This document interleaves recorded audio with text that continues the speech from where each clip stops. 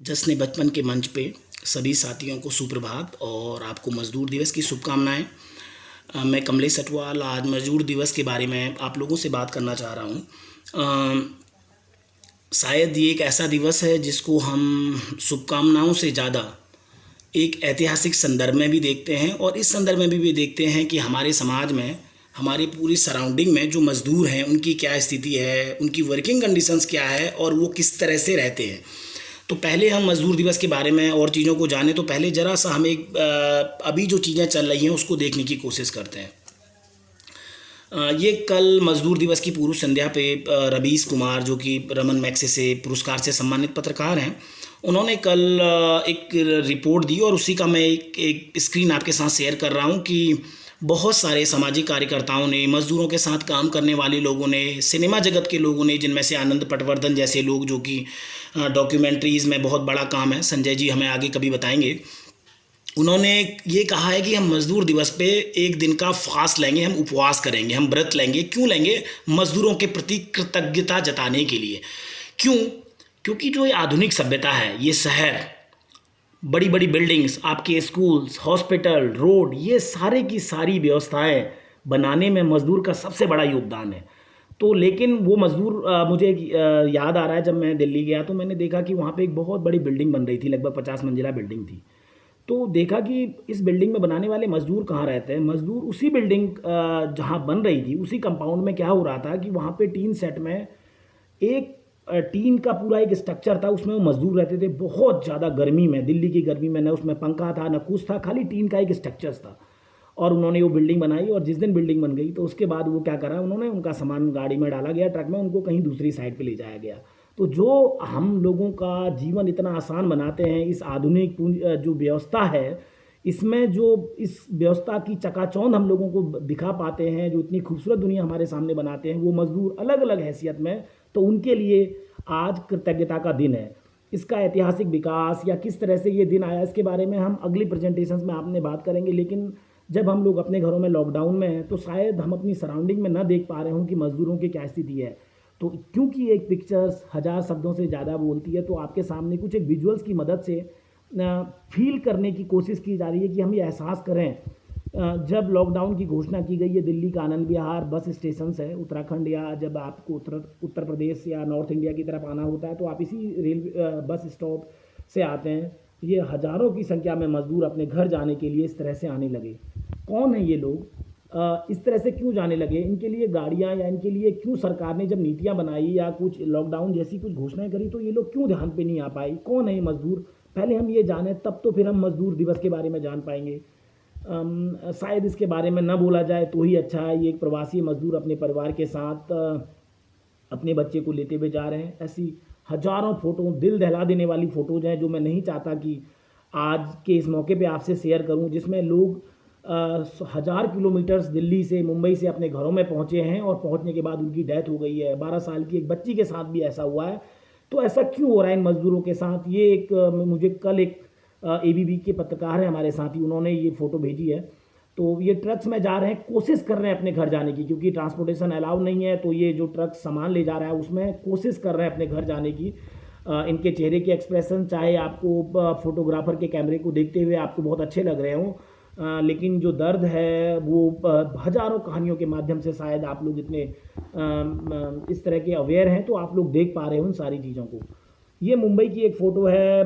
जब पता चला कि कुछ व्यवस्था है, लोग घर जाना चाहते हैं, ऐसी अफवाह उड़ी, तो इस तरह से हज़ारों की संख्या में जो मज़दूर थे जिनके बारे में आज हम बात कर रहे हैं, वो मज़दूर वहाँ आ चुके थे। ये कुछ ब्लर सा फ़ोटो है, डेलिबरेटली ब्लर किया गया है, जिसमें आप ये देख सकें कि हम मज़दूर को कैसे देखते हैं। किसी एक इंडिविजुअल, एक व्यक्ति के रूप में देखते हैं कि ये व्यक्ति हमारे पेरेंट्स भी हो सकते हैं। आप जो लोग देख रहे हैं, आपके पेरेंट्स भी इसी तरह के मज़दूर हैं, बहुत सारे लोगों के। हम इस तरह से नहीं देखते, हम इनको मज़दूर के रूप में देखते हैं। इनकी हर एक की अपनी कहानी है, हर एक का परिवार है, हर एक के अपने बच्चों को लेके सपना है, अपनी दुनिया को लेके एक सपना है। तो ये मज़दूर कहाँ है हमारे पूरे डिस्कोर्स में? शायद ये भी आज का दिन हमें समझा सकता है। तो ये मज़दूर हैं कौन? ये किसी एक अच्छी सी कॉलोनी में लोग खाना खिला रहे हैं मज़दूरों को। ज़्यादातर अभी सरकार से ज़्यादा बड़ी भूमिका स्वयंसेवी संस्थान कर रहे हैं तो ये लोग कौन है, ये मजदूर कहाँ से आते हैं, तो ज़रा सा इनको समझने की कोशिश करते हैं। तो क्या ये सब लोग गरीब हैं? ये कैसे सेक्टर में काम करते हैं? तो इसकी मदद, इसको समझने के लिए मैं आपको एक न्यूज़ क्लिपिंग के साथ ले जाना चाहता हूँ।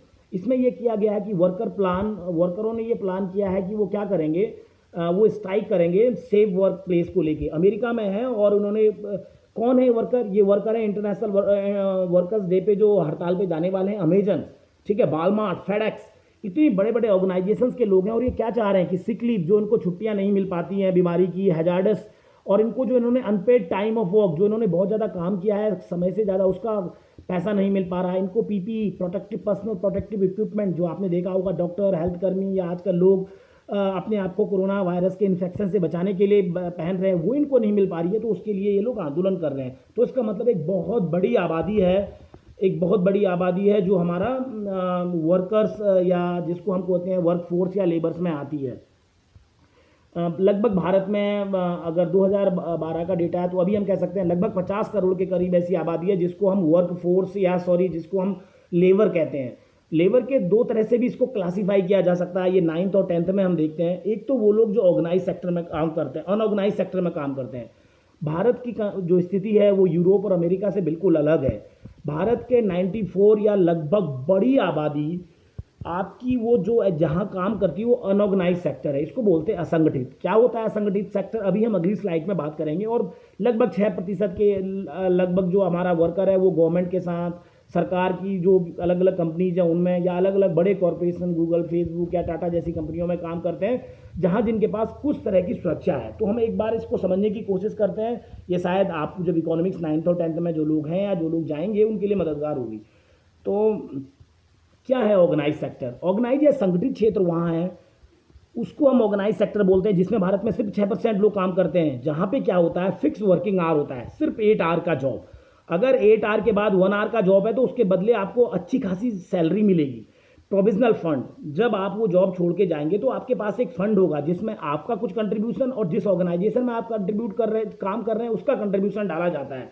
तो जिस दिन आप जॉब छोड़ देंगे तो आपके पास एक certain amount of the money होगी जो आपको लाइफ को सपोर्ट करेगी।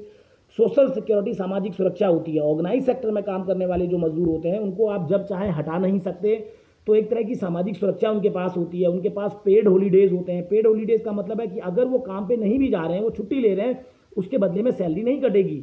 मैटरनिटी लीव, अगर महिलाएं उस दौरान बच्चे उनका अगर बच्चा होता है, प्रेगनेंसी होती है, तो अपने बच्चे का पालन पोषण के लिए उनको मातृत्व अवकाश मिलता है, उसके बदले सैलरी नहीं काटी जाती। उनको हेल्थ की सुविधाएं मिलती हैं और विशेष अलाउंसेस का भत्ते मिलते हैं उनको, ट्रैवलिंग के भत्ते, महंगाई भत्ते। लेकिन अनऑर्गेनाइज सेक्टर में काम करने वाले, जहां भारत के 96% लोग हैं, वो 8 आवर नहीं, वो 16 आवर से लेके 10 आवर से लेके 12 आवर तक जॉब करते हैं। डेली वेजेज जैसा होता है, अगर आज आप जाएंगे तो वो आपको सैलरी मिलेगी, नहीं तो नहीं मिलेगी। कोरोना लॉकडाउन के कारण अगर वो जॉब पे नहीं जा रहे हैं तो उनको क्या सैलरी नहीं मिलने वाली है, तो वो कैसे रहेंगे, कैसे अपने परिवार का पालन पोषण करेंगे? बहुत बड़ा सीरियस क्राइसिस है। तो जॉब सिक्योरिटी नहीं है, कोई इस तरह का एक जॉब का कोई प्रोफाइलिंग नहीं होता। तो कभी भी जब जरूरत होगी वो जॉब करेंगे, जब कंपनी चाहेगी उनको कहेगी कि आप घर जाइए, जैसा कि अभी कोरोना के समय में है, तो उनको सैलरी नहीं मिल पाएगी। इस तरह के कोई अलावेंसेज नहीं होते हैं। तो हम देख रहे हैं कि भारत की एक बहुत बड़ी आबादी, लगभग 94% जो आबादी है आपकी, वो अनऑर्गेनाइज सेक्टर में काम करती है। अनऑर्गेनाइज सेक्टर में काम करने का मतलब है कि उसको ऑर्गेनाइज सेक्टर के जैसे इस तरह के फायदे नहीं मिल पाते हैं। तो उसका असर क्या पड़ता है? मैं हफिंगटन पोस्ट एक प्रतिष्ठित अखबार है, उसकी मैं आपको एक रिपोर्ट शेयर कर रहा हूँ जिसमें बताया गया है कि भारत में कंस्ट्रक्शन वर्क, बड़ी बड़ी बिल्डिंग्स, पुल, सीवर, इस तरह के बनाने वाले जो कंस्ट्रक्शन वर्क हैं वो 5.3 करोड़ हैं। और अभी तक इन लोगों के पास कोई सामाजिक सुरक्षा जैसी नीति नहीं है, क्योंकि आज काम बंद हो गया तो ये लोग जगह जगह फंसे पड़े हैं। कुछ लोग पैदल ही अपने घरों की तरफ जा चुके हैं। जरूरी है कि हम इस मे डे पे इनके बारे में बात करें। तो अभी तक सरकार ने कहा था कि हम उनको कुछ कैश इनके अकाउंट में ट्रांसफ़र करेंगे। ये रिपोर्ट बताती है कि सरकार ट्रांसफ़र नहीं कर पा रही है। क्यों? क्योंकि इनकी कोई बहुत अच्छी इन्फॉर्मेशन नहीं है, इनके आधार कार्ड नहीं है, बहुतों के अकाउंट नहीं है। तो ये साइट्स पे काम करते हैं और बहुत ही इनसिक्योर जॉब होता है। और ऐसे ऐसे केसेज है, अगर किसी के काम करने के दौरान, बहुत बड़ी बिल्डिंग में काम करने के दौरान डेथ भी हो जाए तो फिर गवर्नमेंट कोई कंपनसेशन या कोई एजेंसीज कंपनसेशन के लिए नहीं जा पाती है। तो ये एक बहुत बड़ी इनसिक्योरिटी है। सबसे बड़ा अलार्मिंग एक और है, ये समझने की जरूरत है। अंतर्राष्ट्रीय जो लेबर ऑर्गेनाइजेशन है वो कह रहा है कोरोना वायरस के कारण भारत में लगभग 40 करोड़ जो कामगार हैं जो वर्कर हैं जिनके बारे में हम आज बात कर रहे हैं वो गरीबी रेखा में जा सकते हैं, वो गरीब बन सकते हैं। और ये ज़्यादातर कौन है? इनफॉर्मल सेक्टर, जो हमने कहा था 96% है। तो हमें ये भी समझने की ज़रूरत है जो आज तक ठीक ठाक थे वो गरीबी रेखा में भी जा सकते हैं। तो हम अगले स्लाइड्स में कोशिश करेंगे जानने के लिए कौन ये जो why are Indian work force is so insecure. तो इतनी बड़ी आबादी जो है ये 40 करोड़ की, ये क्यों इनसिक्योर है, या ये अपने परिवार का ध्यान कैसे रखते हैं, ये किसकी जिम्मेदारी है इतने इनसिक्योर हैं? हमें इतनी खूबसूरत ज़िंदगी देने वाले ये लोग, हमारी इकोनॉमी को चलाने वाले लोग, किसी भी इकोनॉमी में बहुत इंपॉर्टेंट फैक्टर होता है लेबर प्रोडक्शन की प्रोसेस में। तो ये क्या सिर्फ भारत में है या वैश्विक फिनोमेना है? ये क्या वैश्विक फिनोमेना है? इसको हम देखने की कोशिश करेंगे। लेकिन उससे पहले बस मैं आपको हमारे बीबीसी के कार्टूनिस्ट हैं कृतिस के इन खूबसूरत कार्टून के साथ छोड़ जा रहा हूँ। लॉकडाउन में आसमान साफ दिख रहा है, जगह जगह खबर दिख रही होंगी। तो कृतिस ने बहुत ही चुटकुले अंदाज में ये कहा है कार्टून के माध्यम से, अगर थोड़ा साफ हो जाता ना तो दिल्ली या मुंबई में रहने वाला लेबर कह रहा है तो मुझे घर तो दिख जाता अपना। तो शायद आप इस व्यंग के पीछे के मर्म को समझ पा रहे हो। विदेशों से फंसे बहुत सारे भारतीयों को जहाज़ों से निकाला गया। कृति से बताने की कोशिश कर रहे हैं, दिक्कत यह है कि हम अपने देश में ही फंसे हैं। ठीक है, ये गरीब लोग हैं, माइग्रेंट लेबर हैं, ये अपने गांव नहीं जा पा रहे हैं। वो कह रहे हैं विदेश से तो निकाल लिया, लेकिन हम वो अपने देश में फंसे हैं। विदेश में होते तो शायद हमें भी निकाल लेते। सॉरी। एक और है वर्क फॉर होम। जैसे हम लोग आपको घर से पढ़ा रहे हैं, आपके टीचर्स आपको पढ़ा रहे हैं, तो कहा गया कि ये वर्क फॉर होम है। लेकिन इस शख्स ने पूछा कि ये वर्क फॉर होम क्या है? तो कहीं से आवाज़ आ रही है जिसमें बताने की कोशिश की गई है, तुम नहीं समझोगे, तुम्हारे पास ना वर्क है ना होम है। तो ये इन व्यंग के दौरान आप समझ सकते हो कि ये माइग्रेंट या लेबर जो मजदूर वर्ग है जिसके बारे में हम बात करना चाह रहे हैं, उसकी क्या स्थिति है। तो हम कर क्या सकते हैं? हम ये कर सकते हैं कि हम ऑब्जर्व करें इस मेडे पे कि लॉकडाउन के कारण जो हमारे सराउंडिंग में लोग हैं, जो नीडी लोग हैं, वनरेबल हैं। वनरेबल का मतलब है जो सबसे ज़्यादा जिनको नुकसान होने की संभावना है, जो गरीब लोग हैं, जो बेसहारा लोग हैं, जिनके परिवार में कोई सपोर्ट करने वाला नहीं है, विशेष कास्ट सिस्टम्स के लोग भी हो सकते हैं। तो उन लोगों को जो हमारी ज़रूरत है कि हम उन तक पहुंच पाएँ, उनकी जो ज़रूरत है हम कर पाएँ। तो अगले स्लाइड्स में हम कोशिश करेंगे कि हम लेबर डे के एक हिस्टोरिकल कॉन्टेक्स्ट को कुछ एक इलस्ट्रेशंस की मदद से, कुछ एक पेंटिंग की मदद से हम समझने की कोशिश करें। Thank you.